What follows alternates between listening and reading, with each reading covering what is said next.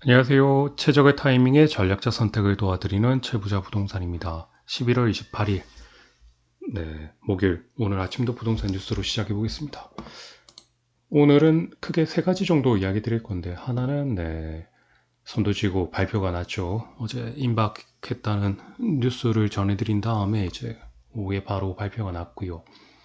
그런 이야기들 나오고, 그 다음에 어, 지금 하늘에 오늘 아마 오후쯤에 발표가 날 건데, 아마 기준금리는 아마 동결되지 않나 싶습니다. 그 부분이랑 이제 대출 관련해서 바로 시작해 보겠습니다.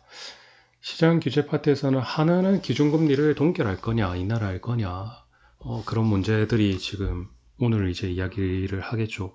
하지만 제가 볼 때는 아마 동결하지 않나 싶습니다. 왜냐면은 가계부채가 계속 증가되는 부분들이 있고, 신규, 물론 이제 스트레스 DSR이나 이제 금융감독을 위해서 이제 은행들 불러가지고 대출 좀 이렇게 자제해라 이런 식으로 했지만, 실질적으로 신규 대출 버팀목이나 디딤돌 버팀목 이런 것들 다 조율을 했기 때문에 특정 대상을 단위로 대출을 일으키게 만들었습니다. 그래서 대출이 계속 될 수밖에 없는 상황이고, 그렇기 때문에 가계부채는 계속 늘어날 수밖에 없는 상황입니다. 거기다가 더 중요한 거는 지금 원달러 환율 문제가 더 문제되거든요. 지금 만약 이 상황에서 이제 기준금리를 만약에 낮추게 된다. 그렇게 되면은 사실은 원화 가치가 떨어지는 거죠. 약세가 되는 거죠. 그러면 결국 환율은 오를 수밖에 없고, 환율이 올라간다, 고환율이다. 그러면 이제 수입 물가가 이제 결국 올라갈 수밖에 없죠. 그러면 이 한국 내 자체 이제 소비자 물가에 영향을 미치거든요. 그러면 결국 물가 상승률이 올라가고 실제 체감 물가가 지금도 너무 안 좋은데 실물 경제가 더 안 좋은 상황으로 흘러갈 수 있습니다. 그래서 환율 때문에 금리를 아마 동결할 것 같습니다. 아마 제가 볼 때는 동결할 수밖에 없고요. 미국 자체도 지금 약간 그리고 물론 이제 내수 때문에 금리를 인하해야 된다 이렇게 이야기가 나오곤 있지만 제가 볼 때는 살짝 쉽지는 않은 것 같아요. 그리고 내년 성장률도 크게 낮게 성장률이 낮을 거라고 이제 예상을 하고 있거든요. 그런 걸 볼 때 한은에서 위험을 무릅쓰고 금리를 낮추고 이렇게 하지는 않을 것 같습니다. 그래서 현재 이제 11월 달 마지막 올해 마지막이죠. 네, 올해 마지막은 아마 금리를 동결하고 트럼프 대통령이 이제 트럼프 때 이제 올해 말이나 이제 내년 초에 어떻게 관세나 무역 정책이나 환율 등 이제 이런 것들이 구체적으로 나타난다 하면은 그러니까 불확실성이 좀 줄어든다 하면은 우리나라도 이제 조금 더 명확하게 이렇게 하겠죠. 두 번째는 신생아 특례 대출입니다. 예, 국토부에 보시면은 신생아 특례 대출 연소득 2억 원 맞벌이 부부까지 지원한다. 네, 뉴스를 보시면은 신생아 국토부 장관은 출산 가구에 대한 주택 구입 디딤돌 대출이죠. 네, 예, 조금 이따 전화 드리겠습니다. 조금 이따 전화 드리겠습니다. 네.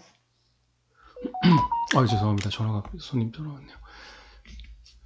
신생아 특례 대출이죠. 이제 주택 구입은 디딤돌이랑 그 다음에 전세 자금, 버팀목이죠. 이 신생아 특례 대출 지금 출생률이 너무 신생아 출생이 너무 출산 가구 너무 낮다 보니까 이 부분에 대해서 말들이 많았죠. 특히 이제 디딤돌 대출이나 버팀목에 대한 이제 대출에 관련해서 좀 더 국가가 지원을 해야 된다. 근데 대출 규제를 하다 보니까 이거 여기에 대한 이야기들이 많이 나왔습니다. 그래서 신생아 특례 대출 소득 기준이 이제 결혼 페널티로 적용하지 않는다 이런 걸로 부부 소득이 있어요. 맞벌이 부부를 지원해 주는 거들 부부 중 한 명의 소득은 신생아 특례 대출 소득 기준 1억 3천만 원 이하여야 된다. 증빙 자료를 내야 된대요. 그래가지고 주택도시기금이 이제 재원이 한정돼 있기 때문에 빨리 이제 신청을 하시긴 하셔야 되는데 보통 이제 나중에 밑에 보시면은 보통 1억 5천, 1억 7천, 2억 원 선 이런 식으로 되어 있는데 큰 돈은 아니죠. 근데 시중은행 하면은 지금 금리가 4.2에서 4.5, 5.0까지 상품마다 다르겠지만 거의 4%대가 넘어간다고요. 근데 이제 맞벌이 부부를 보신다 하면은 지금 상황에 3%대, 3.5%대 그러니까 3%대에서 3.5, 4%대이기 때문에 디딤돌은 거의 이런 식으로 버팀목, 이 전세죠. 예, 이런 식으로 되어 있기 때문에 아주 낮습니다. 예, 그렇기 때문에 이런 부분들 특히 12월 2일부터 12월 2일이면 보자 다음 주 월요일이네요. 예, 다음 주 월요일이네요. 12월 2일부터 되고 23년 1월 1일 이후 출생아부터 지원한다. 그래서 이 부분을 확인해 보시고 이 디딤돌 주택을 구입하시는 디딤돌이나 아니면 전세 들어가서 버팀목 이런 것들을 좀 확인해 보십시오. 연소득 한 분이 이제 1억 3천 이하고 이런 것들 한번 확인해 보시면 될 것 같고요. 재개발 재건축 관련해서 세 번째는 말씀드릴 거는 역시 선도지구입니다. 네. 노후계획도시 일기 친도시 통합 재건축 선도지구가 이제 지정이 됐습니다. 보시면은 우선 국토부의 발표가 났습니다. 선도지구 이제 13개 구역 36,000만호 이렇게 36,000 네. 분당 세 곳, 네, 일산 세 곳, 평촌 세 곳, 중동 3번 이런 식으로 각각 지정이 됐고요.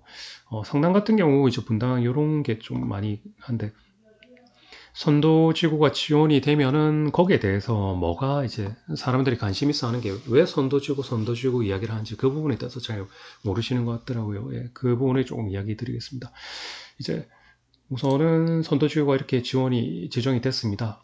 특히 이제 지정이 되면서 보았던 게 이제 주민동의서, 특히 이제 신분증 자피서명 같은 게 있어야 되다 보니까 이런 것들에 대한 그 다음에 공공기여를 특히 성남 같은 경우는 추가 공공기여를 해야지만 소위 퍼센테이지 가점이 높고요. 그런 걸 본다 할 때 공공기여에 대해서 사실은 뭐 구체적으로 이렇게 판단하기보다는 우선은 선도지구 지정을 위해서 동의를 해주셨는데 선도 공공기여가 된다 하면 사실은 사업성이 떨어지는 부분들이 있거든요. 그 부분에 대해서 이제 추가 분담금, 그 다음에 이제 추정 분담금, 그 다음에 이제 실질적으로 했을 때 추가 분담금이 예상 분담금에서 얼마만큼 더 나올지 이런 부분들이 이제 조금 문제가 되고 있고 이 부분은 조금 이따 바로 설명드리고 사실 이런 선도지구가 지정이 되고 나면 지정 입막 전에는 사실 메모를 걷어드립니다. 누가 될지 모르니까 우선은 걷어드렸다가 지정이 되고 나면은 이제 호가를 한 5천에서 2억 정도가 뭐 우선은 호가를 올린 다음에 내놓고 문의가 이어지고 있답니다. 사실 그분들도 집을 소유하고 계신 건축물이나 소유하고 계신 분들이 이제 여기를 팔고 서울로 이사를 가시거나 아니면 이제 같은 지역의 이제 어제 말씀드린 대로 소형 평수나 대형 평수로 이동을 하시려고 생각도 하고 있고요. 그 다음에 이제 지방에서 지방 투자자분들이 이제 뭐 소형 평수대를 이참에 하나 이제 뭐 투자를 하시려고 문의도 있다고 합니다. 이제 우선은 보시면은 일기 신도시 선도지구가 뭐냐? 선도지구가 잠깐만요. 보자.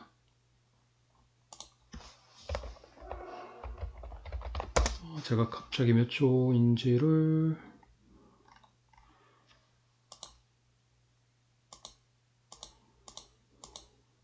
여기 있네요. 18조입니다. 예, 제가 조항이 갑자기 생각이 안 나가지고 18조에 보면 노후계획도시 정비 이제 선도지구 지정 및 지원이 있다. 이렇게 노후계획도시를 활성화해서 특별 정비 예정구역 중에 노후계획도시 정비 선도지구 그러니까 선도지구로 우선 지정할 수 있다. 이렇게 해서 뭐 지정 변경 이런 것들 주민 불편 확산 가능성 대규모 이주 이런 것들 봐야 되고 그런 거에 대한 이제 공보 일반인들이 알 수 있도록 해라. 그 다음에 재정적 행정 이게 이제 중요하거든요. 그리고 기반 시설을 우선 설치할 수 있다.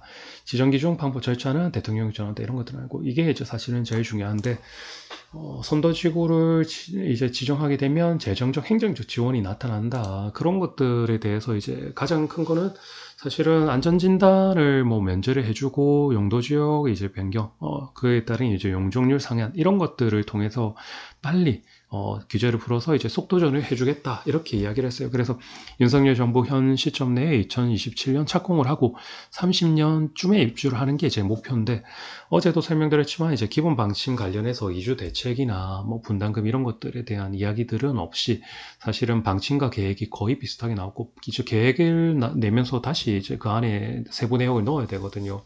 그러니까 뭐 너무 빨리 이제 진행되다 보니까 이런 부분들이 있습니다. 사실 어제도 말씀드렸지만 이주 대책에 대해서 또 분담금에 대해서 뭐 이런 것들에 대해서 이야기가 아직 없기 때문에 우선은 행정 지원 같은 게 학교 문제 사전 분담금 산출 지원도 해주고요. 전자동의도 해주고 펀드도 만들어주고 특화 보증 기반 시설 비용도 조기 지원해준다. 공공기관 등 유동화도 해준다. 그때 협력체 구성해주고 뭐 이런 식으로 이야기 되어 있습니다. 우선은 뭐 지금 제가 부산 자동 신도시 그린시티 일기 신도시에 있기 때문에 이제 그 지정이 됐고 그 다음에 이제 재정적 행정적 지원이 어떻게 되느냐 이게 이제 저희가 가장 봐야 할 부분입니다. 우선 선도지구를 이렇게 뭐 설득을 해서 주민 동의서를 최대한 맥시멈으로 받은 다음에 공공기관의 분담금에 대한 뭐 명확한 이제 설명 없이 우선은 선도지구가 상징성이 있기 때문에 왜냐면은 빨리빨리 진행을 해주기 때문에 그런 부분들을 해주는데 대신에 이제 사업의 걸림돌이 되는 이제 사업성, 분담금 이런 것들이 이제 문제거든요. 행정 지원 절차는 학교 문제. 사실은 뭐 지금 우리도 마찬가지죠. 예, 분담금, 추정 분담금 이제 그리고 이제 결국 나오게 되면 공실 민원이 갈등했거든요. 분담금이 나오게 되면 실제 사실 이제 이게 가장 분쟁의 요소입니다.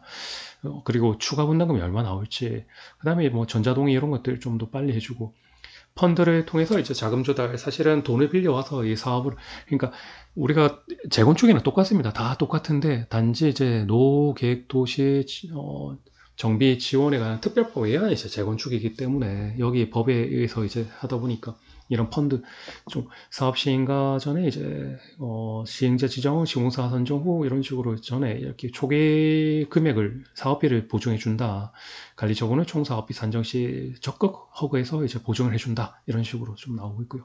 기반 시설도 채무 부담 없이 조기 유동화 프로그램 이렇게 해준다.